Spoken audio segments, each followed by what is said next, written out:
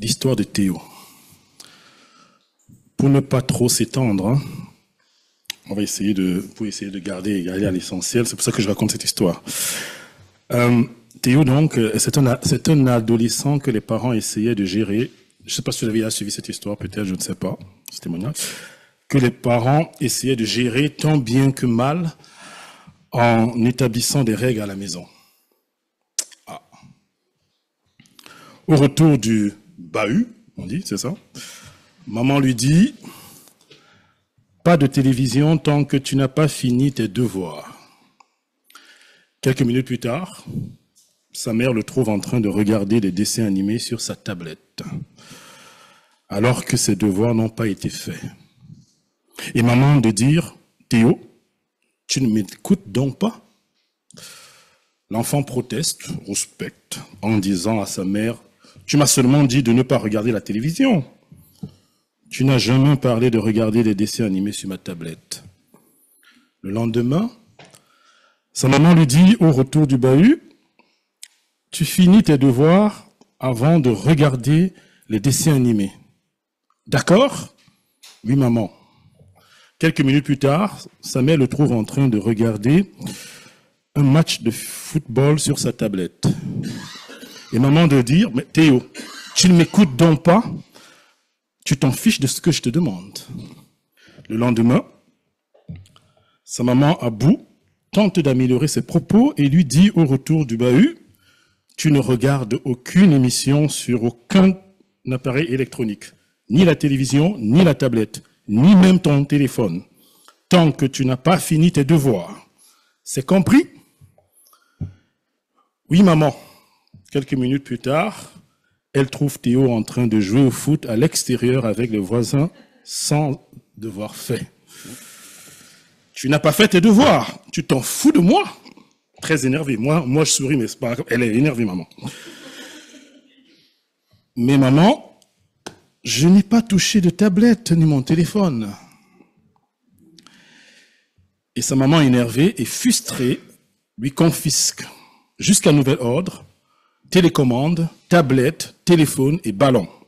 Et lui dit, tu restes dans ta chambre, tu n'as droit à rien, pas de jeu quelconque et pas de sortie tant que tu n'as pas fini tes devoirs, Théo. Et au moment du repas, papa est revenu, maman a rapporté à papa comment ça n'allait pas, et elle a demandé à papa de prendre le relais, là, car Théo n'a toujours pas fait ses devoirs. Et au papa de demander, mais Théo, pourquoi méprises-tu les ordonnances de ta maman? Théo, toujours en trouvant ses excuses, oh, j'ai fait ce qu'elle m'a dit. Je suis resté dans ma chambre et je n'ai rien fait. D'ailleurs, mon sac de classe avec les devoirs est bien rangé dans le placard dans la salle d'études de l'autre côté. Je ne suis pas sorti de la chambre, comme elle a dit. Comment qualifiez-vous Théo? Comment le qualifiez-vous? Pensez-vous que Théo a le désir de faire la volonté de sa maman? Est-ce que Théo a le désir de lui obéir? Est-ce qu'il a ce désir? Et la maman, quand elle le partageait, disait, mon enfant est rebelle. C'est pareil les hommes avec Dieu. Théo a bien respecté à la lettre la loi, mais alors, il n'a jamais manifesté une quelconque obéissance à l'esprit de la loi. Nous allons continuer aujourd'hui. Le grand enseignement de Jésus, justement, le sermon sur la montagne, qu'on avait vu, sur les hauteurs de Galilée. Matthieu, les chapitres 5 à 7. Et dernièrement, Vincent nous a partagé, voilà, au démarrage de chapitre 5, quel était le portrait du disciple de Jésus. Ce qu'est le croyant en Dieu, notre identité en Jésus-Christ. Et fort de cette identité, quel est notre objectif? Ce à quoi nous sommes appelés ici et maintenant sur cette terre et dans ce monde, là où Dieu nous place, à être sel et lumière. Jésus-Christ a donc commencé à établir un portrait et un objectif du disciple ou du citoyen du royaume de Dieu, alors, comment pratiquement être ce disciple et vivre aujourd'hui cette citoyenneté dans ce monde où il nous place? Toute organisation, système, entreprise, pays, royaume, même maison, à la maison, est régie par des règles sous différentes formes, émanant de contrats, chartes, décrets, règlements, recommandations, exigences, mesures, que sais-je, faisant loi. Et une justice pour veiller au respect de la loi et préserver les droits de chacun en protégeant, arbitrant les conflits et sanctionnant les comportements interdits. La justice étant la conformité à l'ensemble des lois et règles applicables et des conséquences. Dans la suite donc de ce grand enseignement de Jésus sur la montagne, Jésus va maintenant aborder la justice du croyant, ou alors la justice du disciple. Nous allons commencer par lire le texte de Matthieu 5, 17 à 30. Ne croyez pas que je sois venu pour abolir la loi ou les prophètes. Je suis venu non pour abolir, mais pour accomplir. En effet, je vous le dis en vérité, tant que le ciel et la terre n'auront pas disparu, pas une seule lettre, ni un seul trait de lettre ne disparaîtra de la loi avant que tout ne soit arrivé. Celui donc qui violera l'un de ces petits commandements et qui enseignera aux hommes à faire de même sera appelé le plus petit dans le royaume des cieux. Mais celui qui les mettra en pratique et les enseignera aux autres, celui-là sera appelé grand dans le royaume des cieux. En effet, je vous le dis, si votre justice ne dépasse pas celle des spécialistes de la loi et des pharisiens, vous n'entrerez pas dans le royaume des cieux. Vous avez appris qu'il a été dit aux anciens, tu ne commettras pas de meurtre. Celui qui commet un meurtre mérite de passer en jugement. Mais moi, je vous dis, tout homme qui se met sans raison, ajoute second 21, en colère contre son frère mérite de passer en jugement. Celui qui traite son frère d'imbécile mérite d'être puni par le tribunal, et celui qui le traite de fou mérite d'être puni par le feu de l'enfer.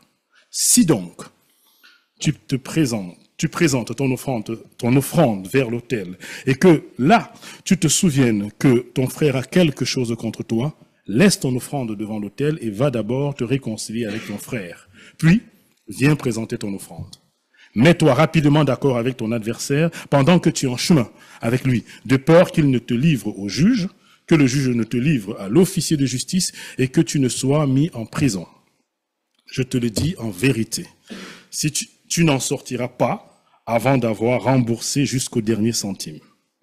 Vous avez appris qu'il a été dit, tu ne commettras pas d'adultère. Mais moi je vous dis, tout homme qui regarde une femme pour la convoiter a déjà commis un adultère avec elle dans son cœur.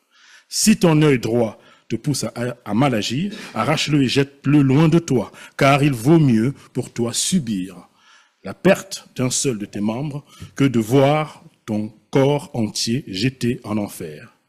Et si ta main droite te pousse à mal agir, coupe-la et jette-la loin de toi, car il vaut mieux pour toi subir la perte d'un seul de tes membres que de voir ton corps entier jeté en enfer.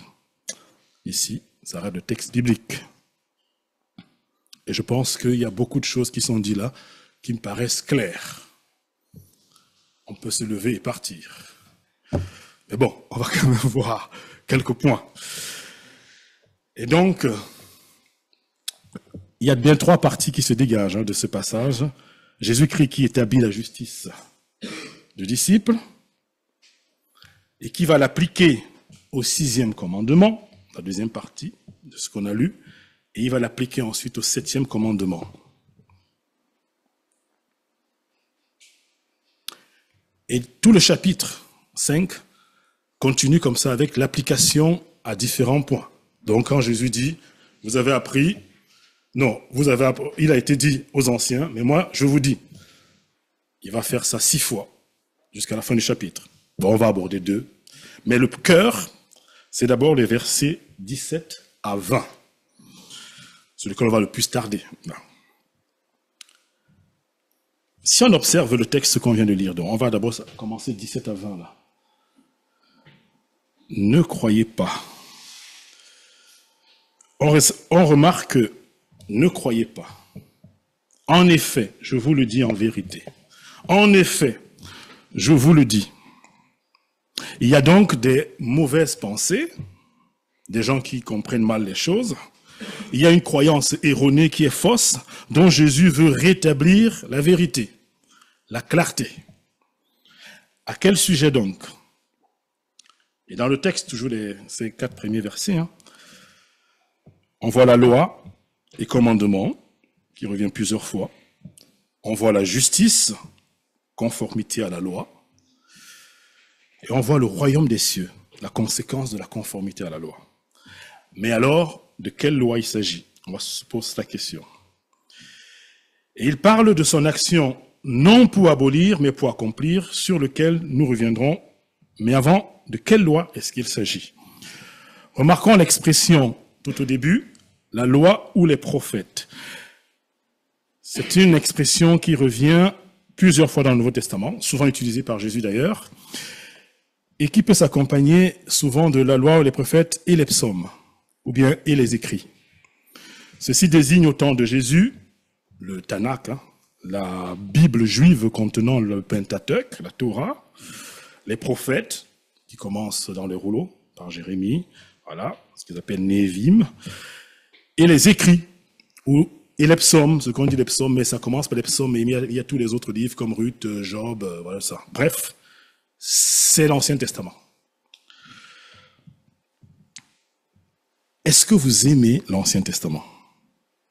Ou comme certains, vous ne lisez pas cette partie de la Bible, ou la considérez comme dépassée.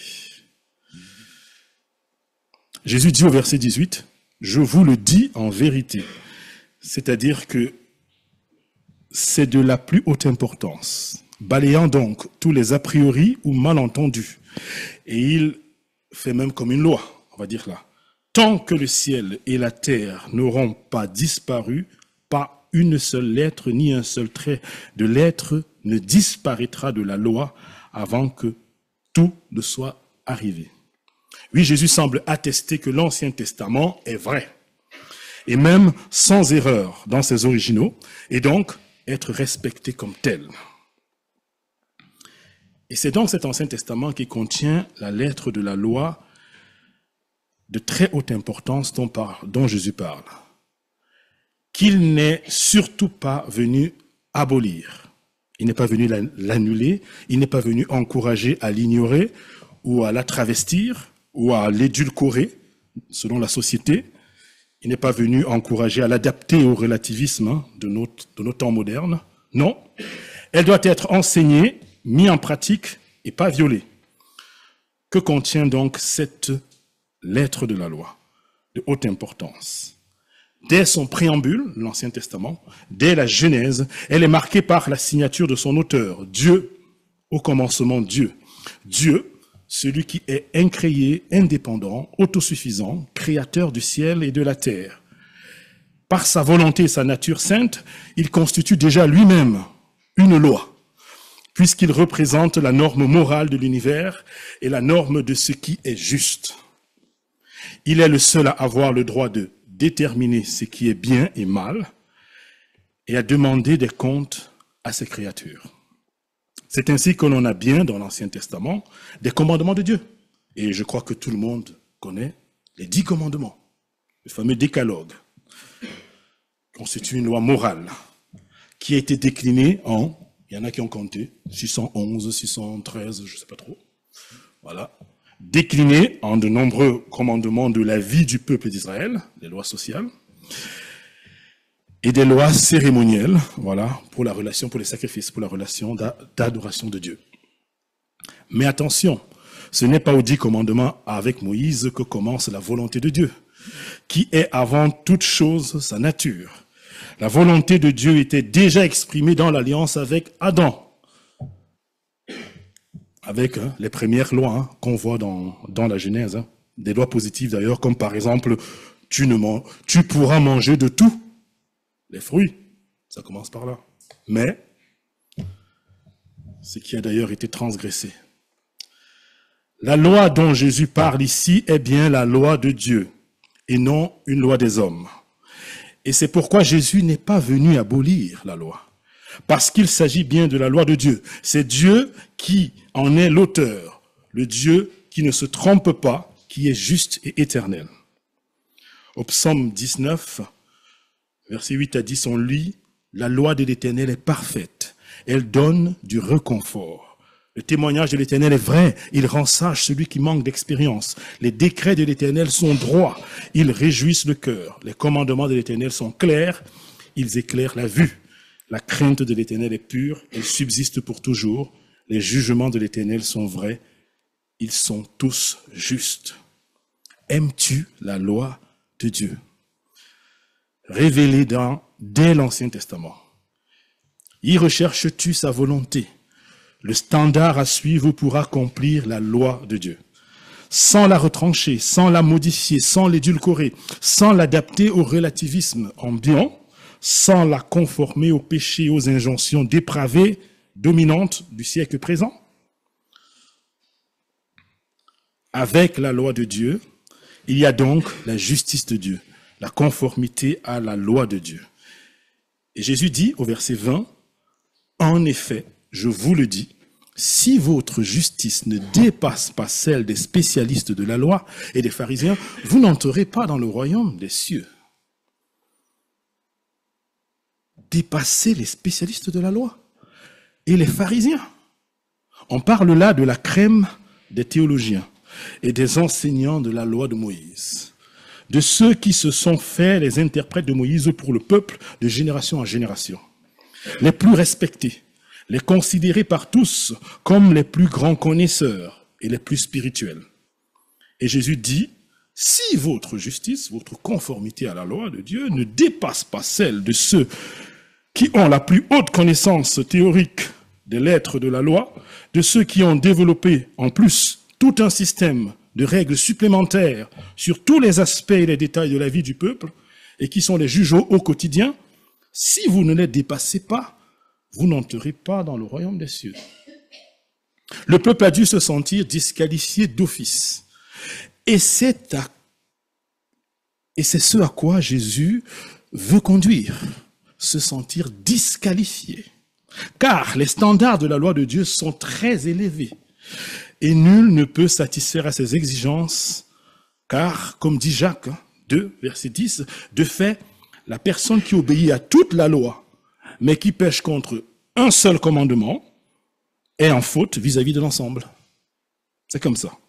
Et là, nous comprenons en entier la première déclaration de Jésus sur la loi parfaite de Dieu donnée dès l'Ancien Testament, au verset 17. « Je suis venu non pour abolir, mais pour accomplir. Accomplir ce qu'aucun homme, aucune capacité humaine ne saurait satisfaire, tant les exigences parfaites de Dieu sont élevées. Jésus est venu sur terre non pour annuler ni changer, pour qu'on puisse réussir à le respecter enfin. Non, ni pour altérer la loi de Dieu contenue dans l'Ancien Testament, mais pour accomplir. Il accomplit parfaitement les exigences élevées par une vie exemplaire sans péché. Il accomplit parfaitement les exigences cérémonielles de la sainteté de Dieu par un sacrifice, par son sacrifice à la croix pour les péchés. C'est ce qu'il va faire. C'est pour ça qu'il est venu pour abolir dans le texte. Parfaitement, il accomplit parfaitement les nombreuses promesses d'une alliance nouvelle, d'un peuple restauré, acquis par grâce, par la victoire de sa résurrection. Pour entrer dans le royaume de Dieu, il ne faut pas tenter de présenter une quelconque justice humaine, une quelconque justice de mes œuvres, de mes accomplissements religieux, intellectuels, sociaux, professionnels, je ne sais pas, familial.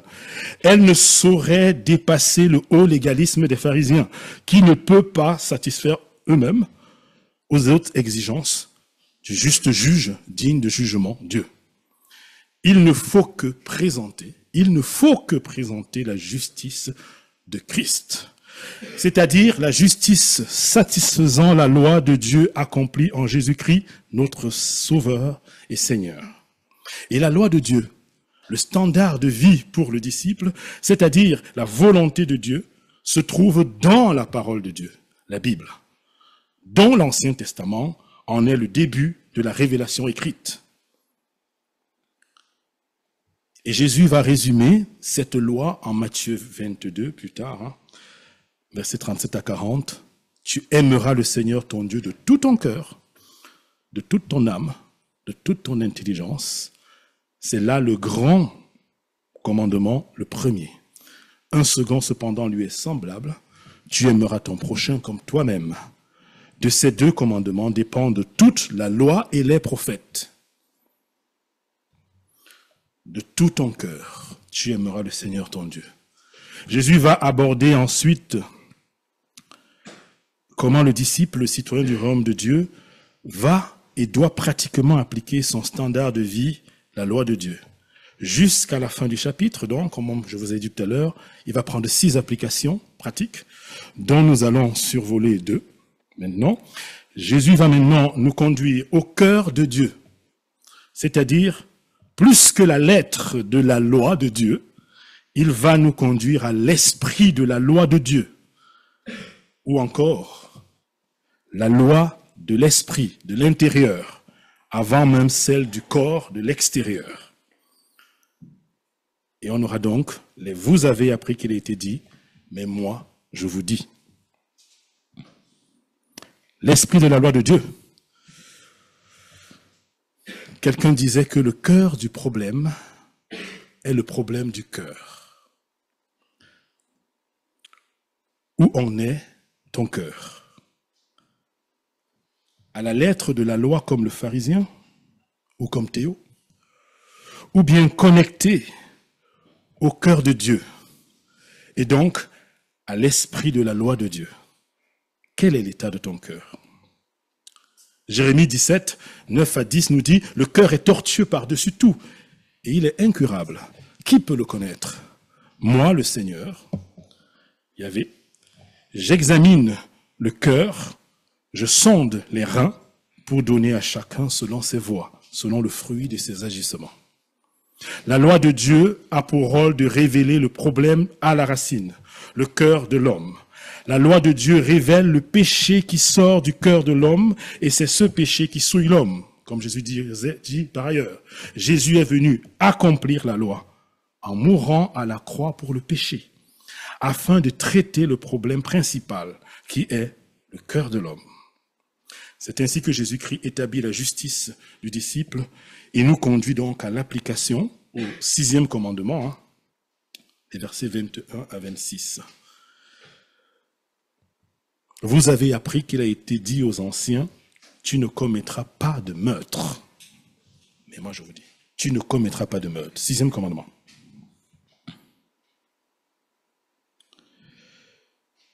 Et je pourrais trouver des raisons, comme Théo, de ne pas le respecter. Et en compter les bons points. Jésus-Christ nous indique l'esprit de la loi de Dieu et donc le bon regard de Dieu. Quand il dit cela, avant autant que le meurtre, plutôt extérieur, c'est plutôt quelque chose qu'on voit, il a tué quelqu'un, ce fois, plutôt public, ou facilement visible par tous, et condamnable et offensant, ce qui est aussi offensant pour Dieu, bien sûr, le meurtre. Il ne dit pas que le meurtre, c'est pas offensant. Autant donc, je dis bien autant, est offensant pour Dieu ce qui est intérieur, en fait, caché, et non public, comme, et c'est là que Jésus insiste dessus, la colère ruminée contre son frère, puis l'insulte intérieure, ou auprès d'autres d'un frère. Je peux parler d'autres personnes, j'insulte quelqu'un avec d'autres, il n'est même pas là. Voilà. Ou même le mépris et l'inconsidération d'un frère, comme un fou, lesquels d'ailleurs ont pour possible finalité croissante la manifestation extrême, extérieure, par un meurtre. Jésus donc dit, va plus loin et en profondeur. Je ne sais pas si vous avez suivi l'actualité, quelque chose de terrible, quelqu'un qui aurait un cycliste qui se dispute avec un automobiliste. Quelque chose s'est passé dans leur croisement et l'automobiliste, intentionnellement, va et l'écrase avec sa voiture. Et il décède.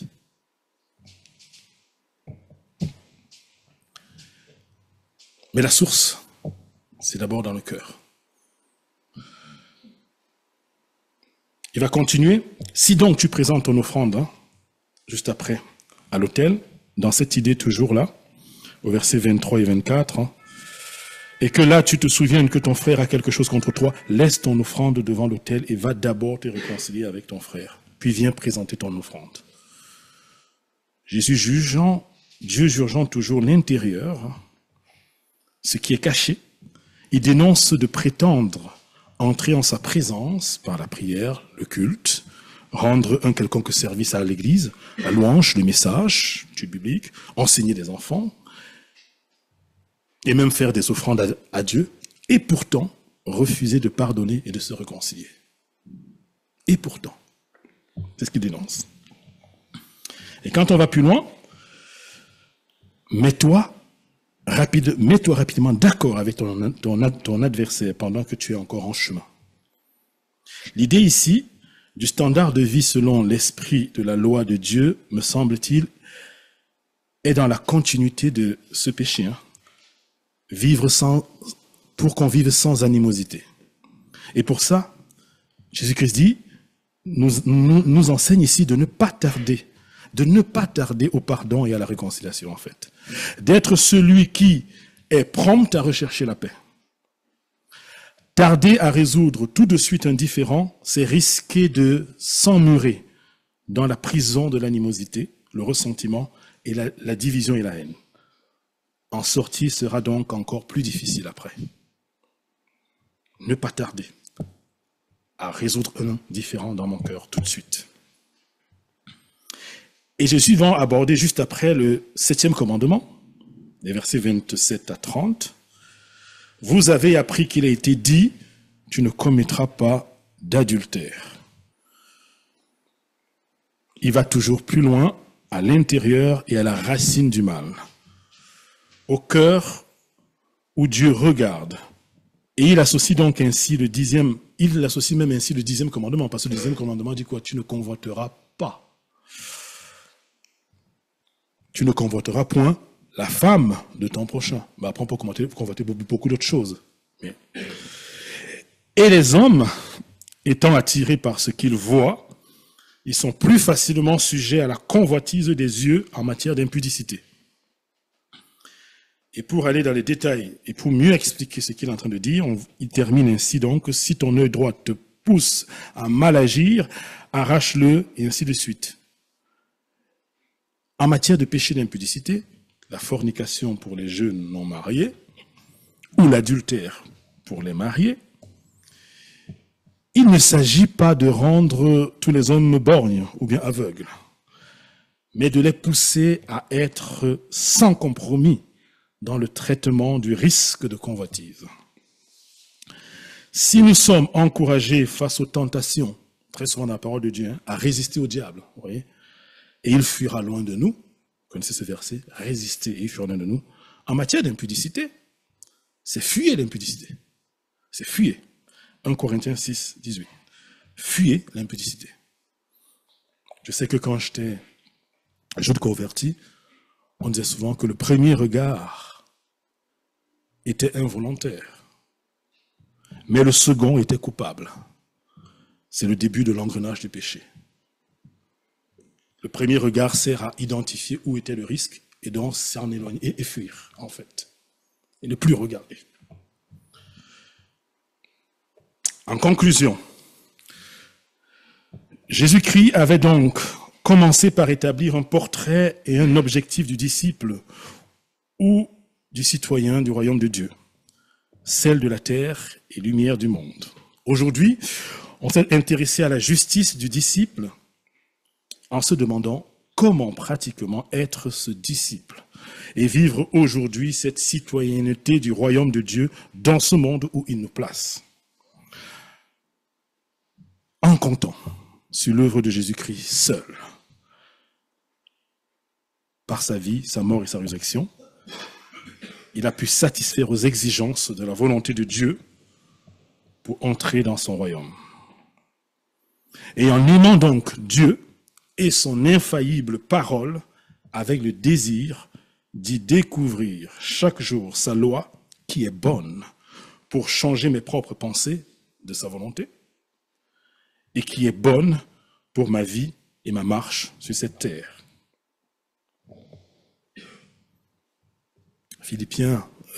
Paul dans Philippiens dit, à cause de la supériorité de la connaissance de Jésus-Christ, mon Seigneur, je considère tout comme des ordures afin d'être trouvé en lui, non pas avec ma propre justice qui viendrait de la loi, mais avec celle qui est par la foi du Christ, une justice venant de Dieu et fondée sur la foi.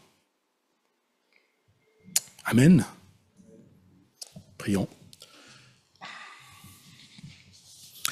Seigneur notre Dieu, merci parce que tu es venu dans ce monde, tu es venu sur cette terre, et qui mieux que toi pour enseigner. Tu nous as conduits, Seigneur, au cœur du Père, en nous indiquant, Seigneur, le sens réel de ta volonté. Seigneur, nous ne voulons pas compter les bons points ou essayer de nous justifier. Mais Seigneur, nous voulons, Seigneur, apprendre à, premièrement, t'aimer et désirer faire ta volonté. Aide-nous, Seigneur, à être attachés, que notre cœur soit connecté pleinement à toi chaque jour, afin que ta parole, Seigneur, soit prise comme un enfant, voilà, dans l'obéissance. Et que par ta volonté, Seigneur, nous marchons véritablement en nouveauté de vie, partout, dans nos quartiers, dans nos maisons, dans nos familles, là où tu nous places.